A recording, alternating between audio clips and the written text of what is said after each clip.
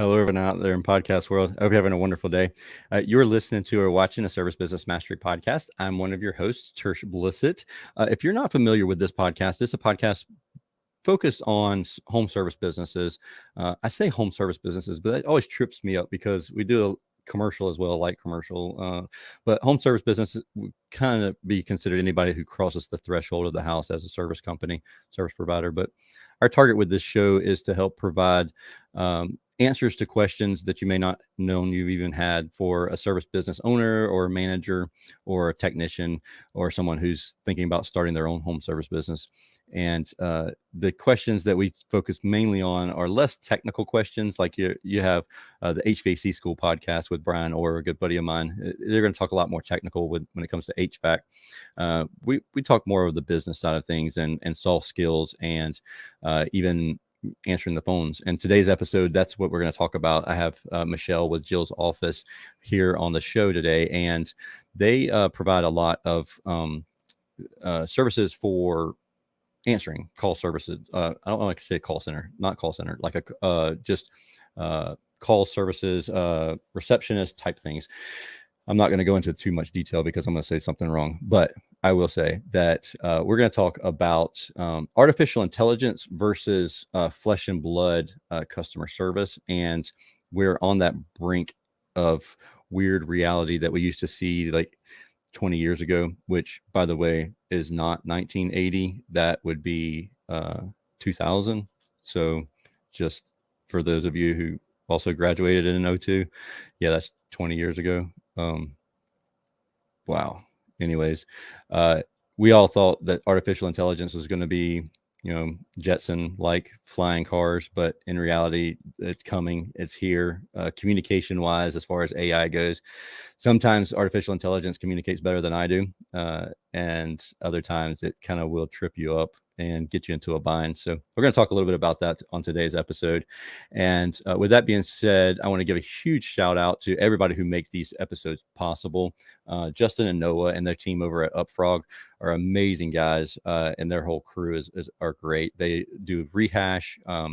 They do communication. They do some artificial intelligence communication, actually, which is really cool.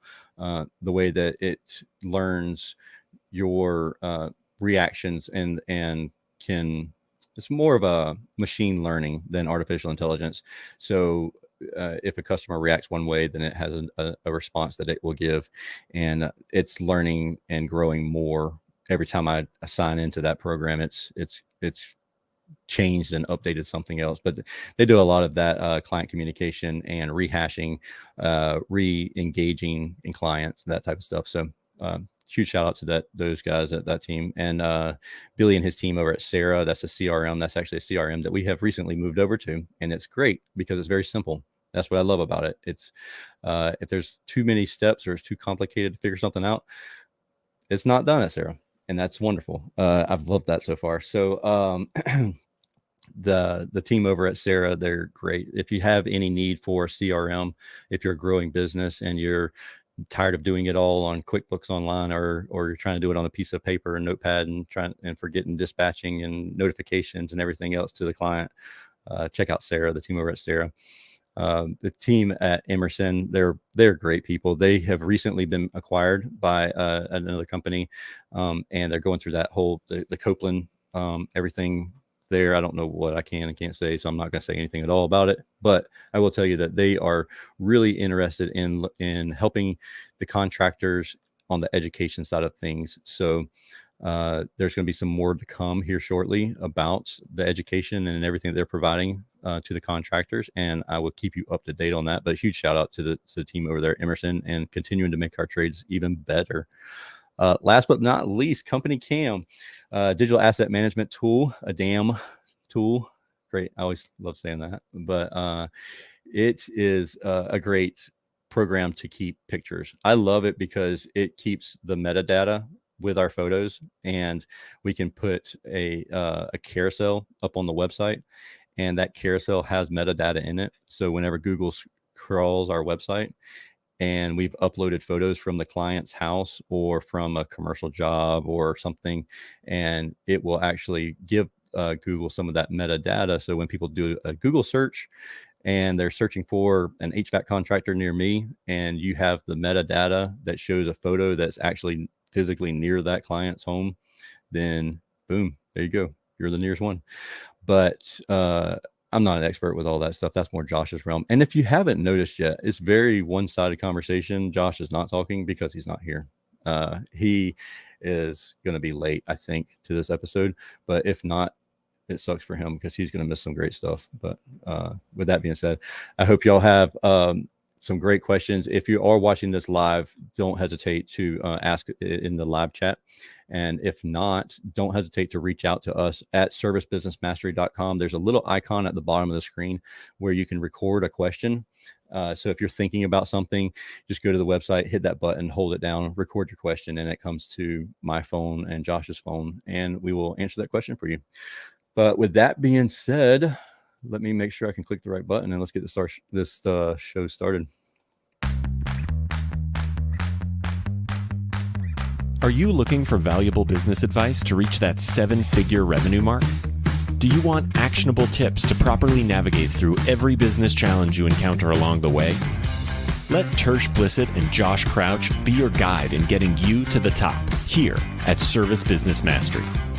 Tune in as they sit down with world-renowned authors in business, leadership, and personal growth who share valuable insights about management, marketing, pricing, human resources, and so much more. Let their nuggets of wisdom gold guide you in owning a thriving, profitable, and ever-growing business. Here are your hosts, Tersh and Josh.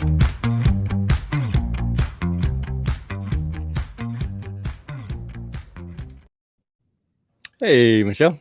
Hey there. So great to be here today, Tersh. How are you? I'm doing great. I'm just excited. This is a fun topic. Yeah, it is. So for those who don't know what Jill's office is and what y'all do, can you kind of give them a better explanation than what I fumbled over throughout the introduction? Did great.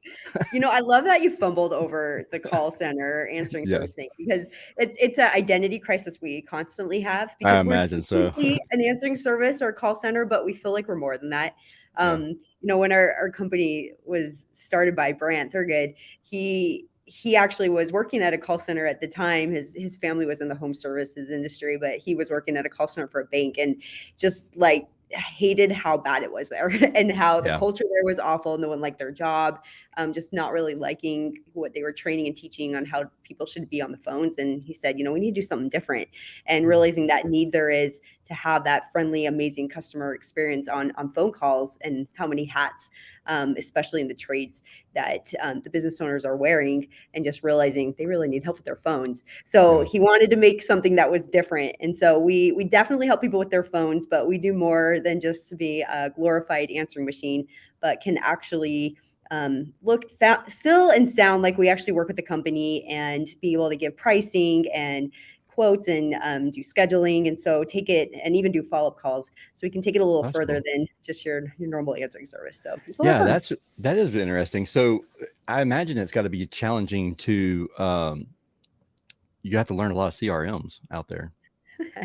What we do? When we first started, we did all of them. Just every new CRM, we realized, okay, yeah, we'll learn that. But we realized it was a little hard to scale that way, in the fact that just we want to provide that great customer experience and service on the phone, and be able to make sure we're answering calls quickly and moving the calls along. So we have a few that we actually log into, but then we also have any kind of online booking link, because that's pretty easy for us to learn. We could definitely use that. Oh, that's cool. That is a great workaround too. So you can just act as if you're almost a client themselves, as long as their booking link goes into their CRM. Right. Exactly. Yeah. Oh, that's cool. That's smart. Yeah. So that is interesting. I have some questions about that. I don't want to dive into that too much, but I will ask this question before we get onto our actual topic. Whenever you're actually doing that, do you have like a couple people who handle certain companies, or because I can't imagine because I talked to some people, and like our answering service is very much probably the one that people don't like. It's where sometimes they answer saying the right name, and sometimes they call it something else. Oh And no. then when you listen to the recording, you're like, we sound like a buffoon. But thank goodness it was 3 o'clock in the morning when that happened. So the person didn't really take them serious. How do you handle that? Like, as far as like when it to feel like we are part of your company, you're part of our company. Yeah, that's a great question. So, I mean, we do have pods of Jills, and that is based off what they've been trained in as far as systems go. So like we will log into House Call Pro and Jobber, Responsive, and a few other CRMs. But then, and then we have some Jills that are trained in online booking links. So we do separate into pods because we are 24/7. We haven't quite cracked the code yet of finding employees that will work 24 hours a day. Yeah, So right. you have to have more than a couple of people answering your calls, but it's within a team of Jills, and we have an in-house programming team. So we've actually built a custom call system that Okay. is set up specifically for the home service industry. I mean, we take over 1 million calls a year in the Wow. trades, and we've been doing this for 7 years now. So we know a lot of what will happen on the calls. And so we've custom programmed a call screen that's set up so the Jills, as we call them, can easily find the information they need about your company, even pronunciation guides when needed. When we run into it, yours aren't that hard to pronounce though, so that No, kind of throws me off. right. But there are some that are a little harder. So I mean, and we just have it totally customized for each account, so they know exactly in that moment they are your receptionist, and they see all the important information. There's even parts there to, if someone's lost, if it's a place where they're going to a location, Yeah. that the caller of like key points of interest to kind of direct them. So we have a lot of just cool gadgets and things in there, being able to check service area so we know if it's within your service area, so we can really help. I mean, we aren't going to be able to do everything. Obviously, we're not the Right. exact of having someone in office, but we follow that 80-20 rule that really 80% of the questions you're going to get on calls, we're going to be able to help handle. And then that other 20%, we take amazing messages and can send it right over to you. That's really cool. So do you have anybody who like they lost their office staff, or they just did away with office staff altogether and just hired Jill? We do. I mean, when you first say that, I'm thinking a lot of tragedies that I've heard of. I know. We recently had a client who, she went out of the country for 2 weeks. She had an in-office admin and everything was good to go. She Yeah. came back and, was totally offline.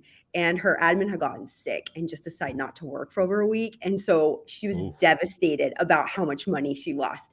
Oh, And so she's yeah. like, why didn't I call you guys earlier? Because where most people use this as backup. They usually have some sort of in-office admin CSR that helps take those calls. But then we help cover, when they're on the other line, when they're at lunch, before and after hours, when they take a vacation, or when they are call out sick. There are some that we are their primary answering all day long, and just us, and that works as well. But primarily it's people that just kind of use this as overflow just to make sure no calls get missed. Yeah, that's the worst thing in the world, especially if you're a Google user and you get your Google LSA is not answered. Like, that's terrible. So yeah, you just like flush money down the toilet. exactly, 100%. So let's dive into the artificial intelligence versus actually having someone, and that's a good kind of segue there, because there are some artificial things that you can do on Google, but the success may or may not be the same as if it was an actual live person answering the phone. Yeah. So we've been talking about this a lot since really ChatGPT came out in November of what does this mean for customer service? Is customer service going to die? How is it going to change? And so obviously we don't have, the glass ball to see the future, but everything that we know, and we've been talking with our programming team a lot too, like how do we use it to our advantage to make, our service even better? And I don't believe that customer service, real life flesh and blood, will ever die completely. And it's because as humans, we're wired for connection. I mean, we think we're logical creatures, but we're really emotional creatures that, justify our decisions by logic. And so there is a need for humans to have that real contact.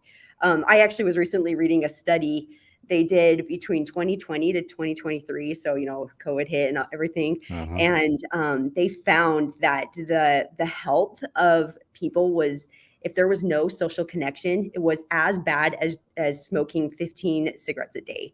So there's like an actual real biological need for connection. And Yeah. I think we all saw that. It's interesting when ChatGPT came out because we all felt that to a certain extent when we did go through COVID and so much of it was cut out. And then just, I mean, I don't know about you, but going to shows again and meeting people face to face was just this breath of fresh air. Because Yeah. I mean, obviously you still have Zoom, and which why didn't we all invest in that heavily before? Right. but yeah, but I mean, obviously that's there. So when it comes to ChatGPT and AI, I am a total tech nerd. Like I love learning about the newest and latest technology and how can we use it. And I think that there's so many ways that it can make your business run more efficiently, that you can be smarter, that you can even replace certain roles within the company. I mean, I listened to Alex Ramosi. I don't know if you ever watch him, Oh, yeah. but he gave a challenge to his team, said, I want you to replace yourself with AI. And Oh, not scary. that their job, but go Right. and then we'll find something else for you to do. And so they had this challenge to do that. And I've been kind of trying to do that on my own. It's just like every week, what's one task I do that I can maybe replace with some sort of automation or AI. So I think there's a lot of power with that. But I think when it comes to connecting with your customers, there's always going to be a need still there for some sort of a live person and So live help. tell me this, okay, so I have a perfect example. I'm going to leave all the names out anonymously because there's still some of it still going on.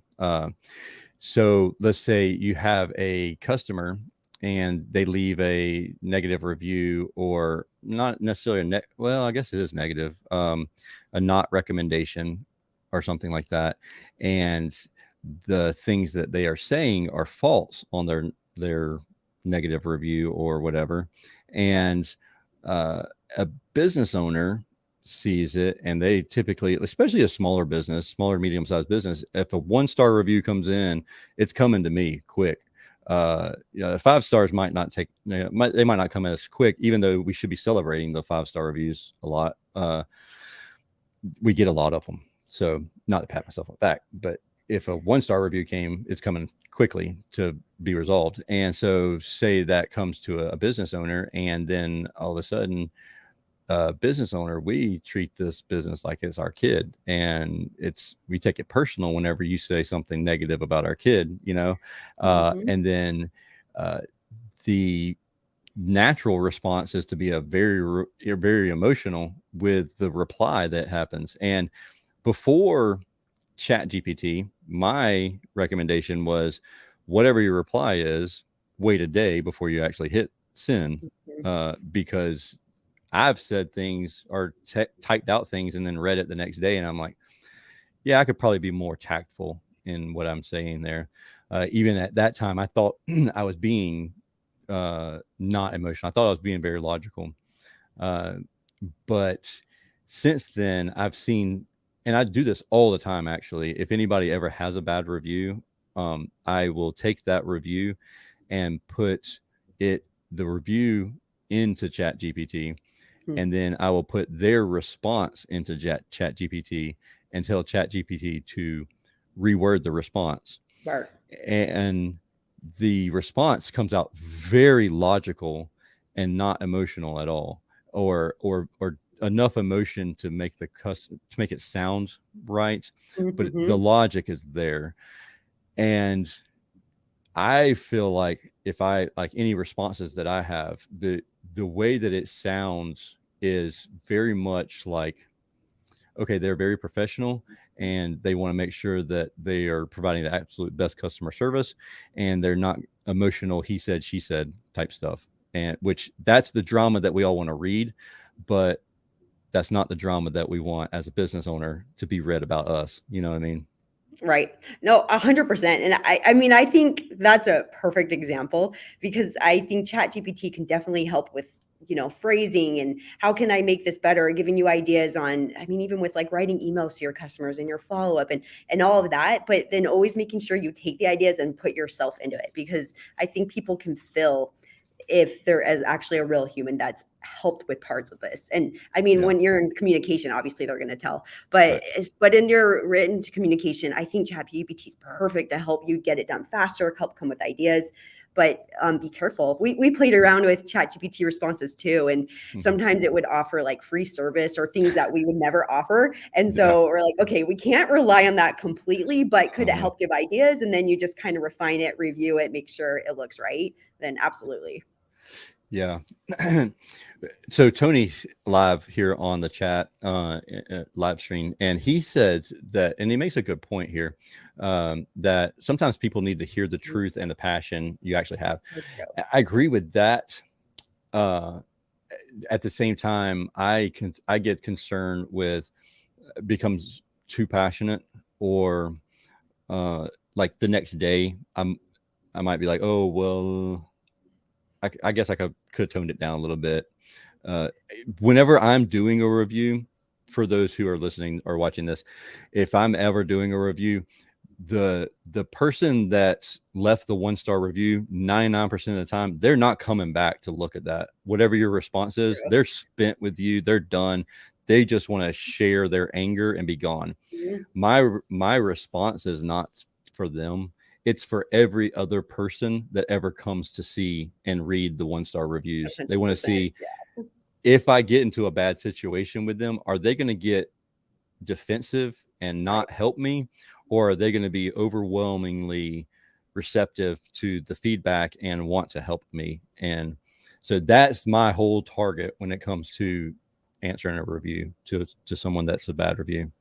Yeah, that's so true. And I think that it's not that you can't have passion, but just making sure, like you said, you're very emotionally and close to it when it's raw. But after you've had a good sleep and kind of come back with fresh eyes, you might tweak it a little to still have your heart in it, but maybe make it a little more tactful. Oh yeah, yeah, so absolutely. Great. When you think about the new voice technology, because there are programs out there that I'm playing with, and I'm not going to do. I'm live streaming will never be replaced with AI because I have to be here to live stream. So don't get any kind of weird ideas about this. But there are programs out there where it's asking me questions and I'm answering the questions, and then I can type in everything that I want it to say, and it sounds just like me. Yeah, I'm blown away with it. We've been playing a lot with it because we're trying to figure out what kind of communication tools can we create to better help our clients be able to serve their customers. And I think AI plays a big part in that. We're launching website chat where we can chat with your customers 24/7 at the end of the summer. And we're looking into different ways that possibly AI could help with that, with someone live to step in as needed. So I definitely think that there is a place for it. I think what you have to be careful of is just not to use it as a complete crutch and think it can solve everything. Because I'll give you a perfect example. It's Wednesday, right? On Monday, we just moved over. We have 150 employees right now, and we just moved over to a new payroll system, which was a big ordeal. Oh, fun. Monday was the first payday. Okay. And so everything should have gone perfectly. Nobody got their direct deposit. So you can imagine, and we've got receptionists, they're living paycheck to paycheck. Like everyone is freaking out, and our poor owner is like sweating bullets. And we find out that the new payroll company, they forgot to check the box that we are doing direct deposit. Everything else on the whole onboarding, it took like a whole month to onboard. Right. And so we were on the phone with them. Hey, we need help now. Now, if we got an AI in that situation, we would not be satisfied. We need to talk to someone that knew how to help us resolve this, could give us empathy, could, really help us through that. Mm-hmm. And we needed a real life person to do that. And same thing, if they're, my toilet's flooding, my HVAC, my AC, I should say, is broken, and my kids are burning up. A robot is not going to be the same as someone that can actually empathize with me, give clear answers, and just there's that emotional connection that's just missed, and those situations that the AI is just not going to completely know how to handle. And that's where I think it's important to have some sort of system that there is someone that can step in 24/7 for that live help on all the different communications, whether it's through text, with website chat, with phone. A lot of people have been using it on their social media, which again, I think is a great way to at least capture the lead, but they aren't going to be able to always take it all the the way to the sale. And so having someone live that can actually step in and form that, it's so important.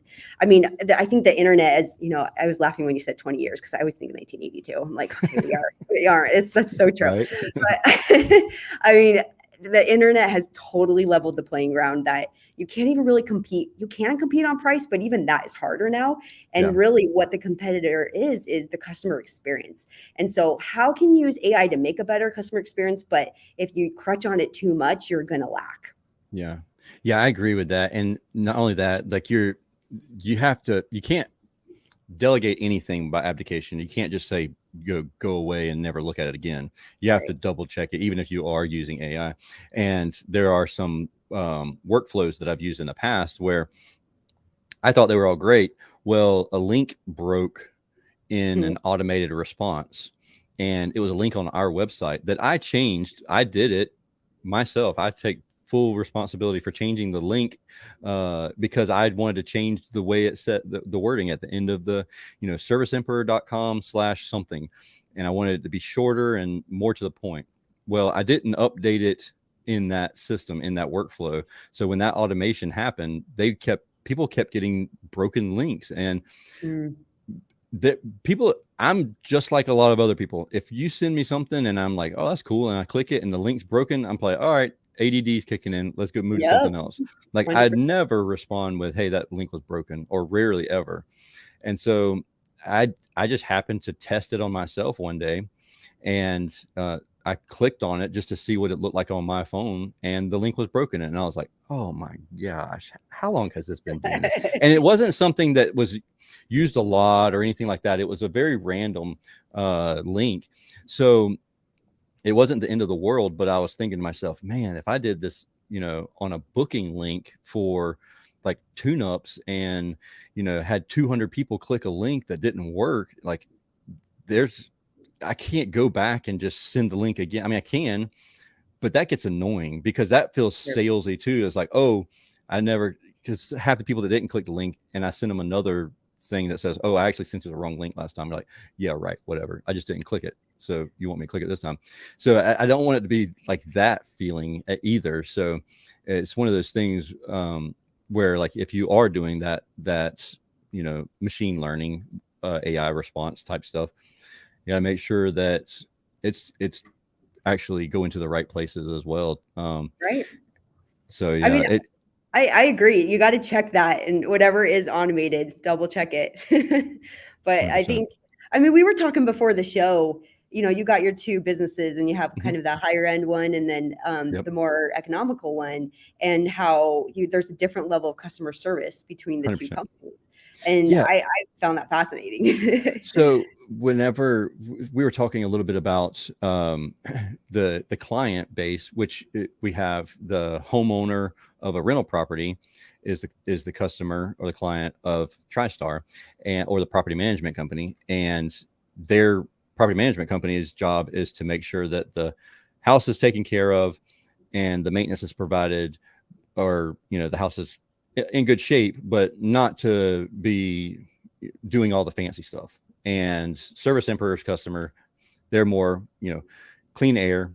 Like, let's focus on customer experience and all your clients, comfort levels in the home and everything else. And people ask me all the time, like, oh, it's good you have two businesses. So if like one business is slow and your other business is busy, you can just take a technician and move them from one to the other.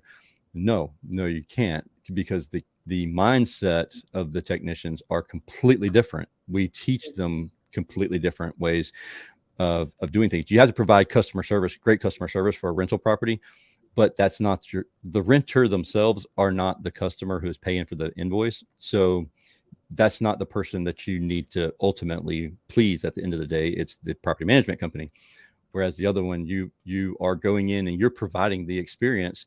If you're going to be 20% more, 30% more than your competitor, you have to provide an amazing customer service experience in order to justify that and not end up with bad reviews. And so yeah, that customer experience is definitely a difference between the two companies. Oh yeah.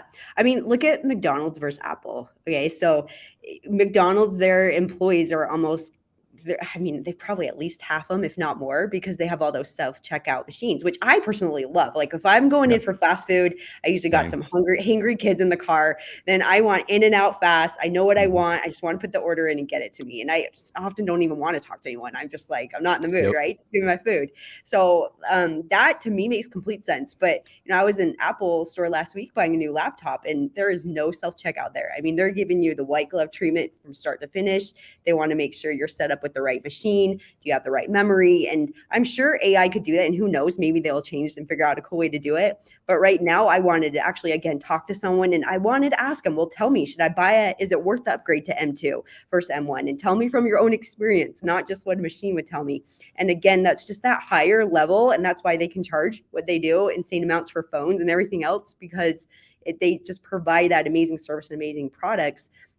And so I think, again, when you think about your company, what parts of your business can you automate? What sections of your business or what businesses can you turn more to AI? But what parts of it really need that handheld white glove? Because I think as AI comes more and more apparent in our whole economy, I think that's what's going to actually set apart the 5 stars from the 4 stars and below, is how much is human involved, because so much of it is going to be overtaken by AI. And so it really can be what sets you apart. So, fun fact, you mentioned the kiosk at McDonald's, and McDonald's and Service Emperor are different because McDonald's has a lot more money than Service Emperor. That just a little, just a little bit more money. So they can spend money on research, and they know what does and doesn't work. I had a love-hate relationship with the kiosk at McDonald's to start with, and it's stemmed from the kiosk from Walmart, really, if we're going to be honest about it, because I felt like they were doing something to get away from employee interaction, the employee experience, like you mentioned with Apple, without actually doing it. And they were making it more of a hassle for the customer. And it's not a streamlined process. Whereas I feel like McDonald's is a very streamlined process to do the kiosk. One thing that I learned about the McDonald's, it's not true with Walmart. This is only McDonald's out of those two in this conversation. The kiosk at McDonald's or at Walmart, pain in the butt. The kiosk at McDonald's actually increased their sales by 10%. Interesting. Because it repeatedly offered things that the people were not offering anymore. Upselling. That's smart. Upsells I've noticed at the that end. actually. Yeah, smart. Right? And they get me with that stupid apple pie. And right. And so like that's one of those things where it's like that's a perfect example of when AI could be good and when it could be bad. Oh yeah. But the challenge is McDonald's has a lot of money, and they have. And here's one thing that's crazy: we have a place called Joe Max. It's a local restaurant, great place to go. Family, very small, only one location. They close at 2:00 on Sundays. They close at like 7:00 on the weekday. Like they're not the people. They're not there to get rich. They're there because they make really good food and they stay busy when they are open. It's wild to me how many times McDonald's can make a mistake and people will still go back to McDonald's, but let Joe Max make a mistake and they're going to just run them into the ground and not talk and not go there ever again, or go one time, wait 6 months to go back. So McDonald's has that. What I'm getting to is McDonald's has the ability to make terrible mistakes, provide horrible customer service, and people are still going to continue to go to McDonald's. We as a home service company, we don't have that opportunity. We don't get to make that mistake over and over and over and over again to just test out these theories and these processes and hope, fingers crossed, that the consumer is going to come back. They're not going to. It's just not going to happen. I hate that. I hate that McDonald's gets to make cheap food, make more money, and make tons of mistakes and have horrible customer service and terrible long waits, and people still continue to go back there, and they won't give the small business owner that has a kid on your kid's soccer team the same chance. But it's the reality of the world. Yeah, that is a total injustice. That would be a whole interesting podcast of, of that topic. But you know what? It's very true. So I think the takeaway is you got to do what you know is already working. So when it comes to your home service business, have an online booking link option. available on your website, because you have all those people that just want to self check out. They know what they need. They don't have questions. Provide that easy way for them to schedule. People love that. Have chat on your website. If you have some sort of bot or AI on there, that's great, but have an option that they can talk to someone. Because I don't know about you, Oh but gosh, I yes. might have a quick question, but I'm always like, agent, agent, agent. What are the magic words to get me to someone? I mean, I was in New York last week, and my flight home got canceled because of weather. I was flying on JetBlue, and I was on there. I couldn't get another flight for like 2 days in advance, and I had some important meetings I need to get to. And I'm on their website trying to find a number to call, and the only thing they had was this chat that was just a bot, and I could not get a real person, and I was so frustrated. So like, you need to have an option to get to someone live. There might be instances where someone can just get a quick answer through the bot or through the AI. So again, I would have some sort of option on there. And then again, with your phones, quite frankly, we're working on programming an AI answering service that would be an option to people as a more economical level for some situations. But then for all of them, we're going to recommend, but have a backup of real live Jills that can also answer and step in as needed. And I mean, some might opt for the AI, some might not want it at all. But I think you need to make sure you have some option in all your communications to have someone step in live to help, because otherwise you're going to lose that customer. And like you said, they're not going to give you a second chance most of the time. They don't. It's crazy. Like every once in a blue moon, they will. Maybe if you're in a small town or something, I don't know. Right. But And there's no one else. Yeah. Right. Yeah. Maybe you have that market cornered. Yeah. But for home service industry, it doesn't seem to be the case. It's like they're going to try you once or twice, and then once you've messed up, then you're gone. Like you're dead to them. It's like, okay. Yeah. You can, if your cleanup of whatever went wrong is amazing, you can win them back and actually get them even better. But it's harder. And if it's something where you don't have an opportunity to clean it up. I have so many people that have shared with me negative reviews, just saying nobody answered the phone and they left this negative review, which it's like, how do you even correct that? We'll call again. We'll answer it this time. So, making sure you have something in place to try to avoid those as much as possible is key. You mentioned that, and it's funny you mentioned that during this time period, because we actually changed VoIP providers 2 weeks ago.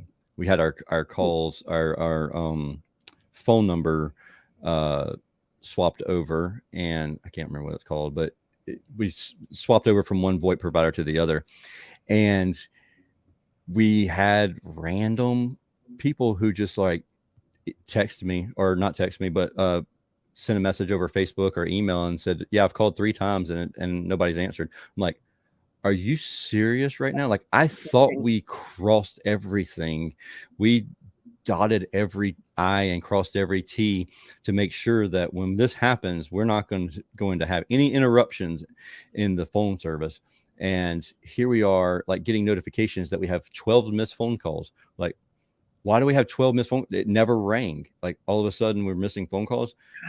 And and it's like, well, you have to delete the software and then reinstall it on your phone. And like, oh my God, like, how did I know that? Like, I didn't know that. But anyways, like, thankfully they had everybody's phone number that called, and we just went through and just called everybody back as quickly as possible. But still, it was like 4-hour time period where it was just, we weren't getting any phone calls, or we were getting random sporadic phone calls. And it was enough to where it wasn't super alarming. But then once we got the notifications that popped up saying that we had a bunch of abandoned calls or missed calls, then all of a sudden I'm freaking out over here, wondering what the heck's going on and hoping we didn't piss off any customers and burn any bridges. Yeah. Exactly. Well, they say 78% for 70% of the time, whoever answers the call first is going to get the deal when it comes to home service. So, that it's just vital to have that in your business, and double checking your systems that they're always working. Right. Yeah. I had a friend of mine who, he came to the office, like, he gets to the office at like 10 o'clock and he stays late into the evening each day. So he like takes the kids to school or whatever in the morning, and he purposely gets there at like 10 o'clock. And he pulled into the driveway and walked into the office, and he was like, it's eerily quiet in here. And there was like, I think four people sitting there at the front desk that answer his phones and stuff. And they kind of looked at each other and they're like, yeah, it's kind of been like that today. Oh man. And all of a sudden he's like, has anybody called the office? And I, no. And they called the office and it did. It went to a dead Oh, dial tone so people. so from 8 a.m. to 10 a.m. No, like none of the phone calls came through at all. Hey, at And least he it was was like, only 4 hours and not 4 days. I mean, I've seen that before. oh So my gosh, can you imagine though? no, Like in the I middle of can't. summer. And Oh but man, see, in the middle of summer, you're like, oh, it's nice. This is a nice break we're having. We're not right? stressed out. The phone's not blowing up. And then you're like, oh crap, that just cost me a Something's lot of money. wrong. That was Yeah. money. I know. I was talking to a new client the other day, or just this morning actually, and they were telling me that they calculated that they lost $1 million from calls going to voicemail this year so far, and that's only the ones that Wow. actually left a voicemail. And so it's just it's so painful to hear that. It's just money People you're still leaving have on the table. voicemails. I know, right? I didn't. It I exists. ooh, I don't know that we had. But then again, if we had a voicemail, that probably would have caught those handful of calls that one day. But Yeah, I heck, guess they would have it, gone somewhere. yeah, right, true. If they But wait to leave one. Yeah. right, if it's, I mean, I find maybe you know this more than I do. How long will people let it ring before they hang up? Do you know?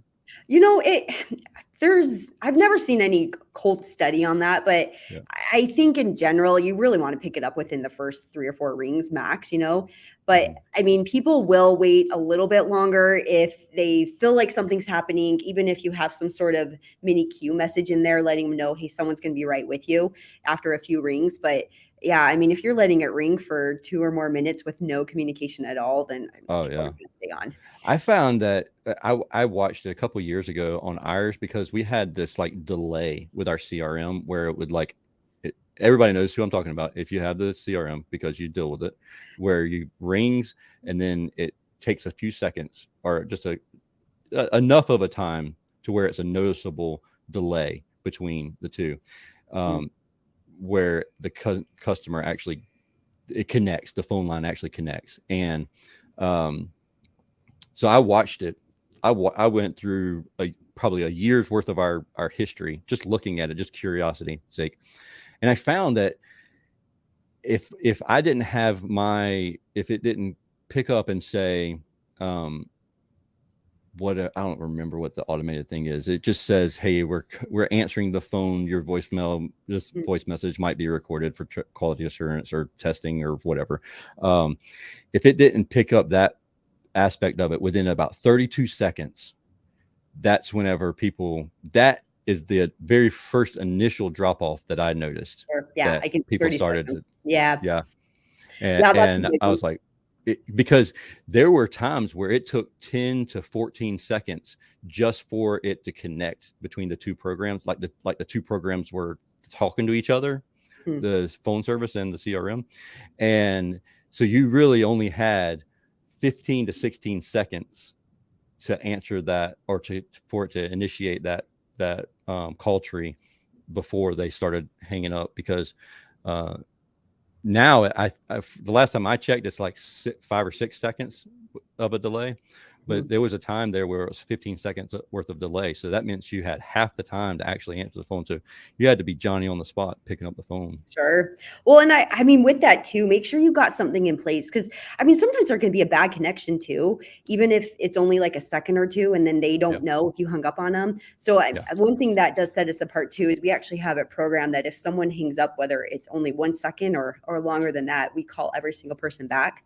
I know some people have it set up to send an automatic text if you miss a call. But again, just make sure you've got something set up. AI in that situation is going to be better than nothing to call anyone back that you might have missed as soon as possible.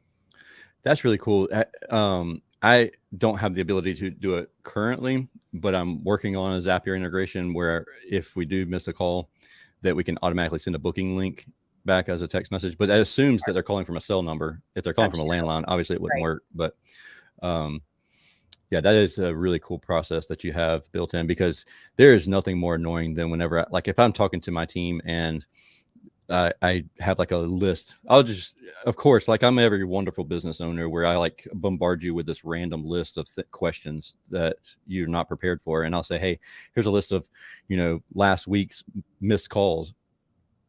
Did you call everybody back? And then they're like checking all of them off. And if I see a couple of them in there that didn't get called back, or they didn't get called back for like 4 hours or something crazy like that. And then like, it drives me bonkers. But I mean, there's nothing that's more annoying than that, because you got to figure the average ticket. I mean, if a lead costs $50 on the low end and they just clicked it, called it, you missed the call. Google's recording the whole thing. And now Google's like, oh, they don't answer their phones. You just lost the lead. Plus you're going down in the rankings for Google. So yeah, it's way more than just not answering a phone call. Right. Well, and then if they go with somebody else, that's a, potential $5,000+ job, depending on what they're needing, that you just lost there. And that adds up. I mean, the average business owner misses 2.5 calls a day. And even if your average job is only $500, that's going to be $500 right there. That's definitely. Like one call pays for the whole month oftentimes. But I mean, you're looking at $500 a day, potentially, over a week, thousands of dollars over a month, 10,000 plus. I mean, serious money just by missing a couple of dollars a day. So to have some system in place, that's what I always tell everyone, have something in place. Yeah. Cool, Jill. Jill, I go by Jill all the time. Michelle. Sorry, Michelle. I appreciate you hanging out with me and chatting with me. Is there anything else that, where can people learn more about Jill's office? Oh, yeah. Go check out our website, jillsoffice.com. We just love to chat and help you figure out how to best set up your phone for success, whether it's us or whatever. We just like to make sure you got some system in place. Cool, Michelle. I appreciate you hanging out with us.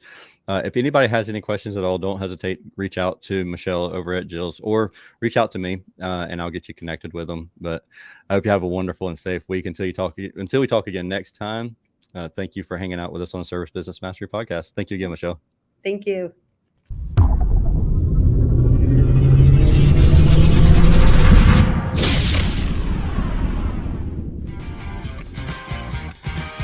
Thank you for listening to this episode of Service Business Mastery.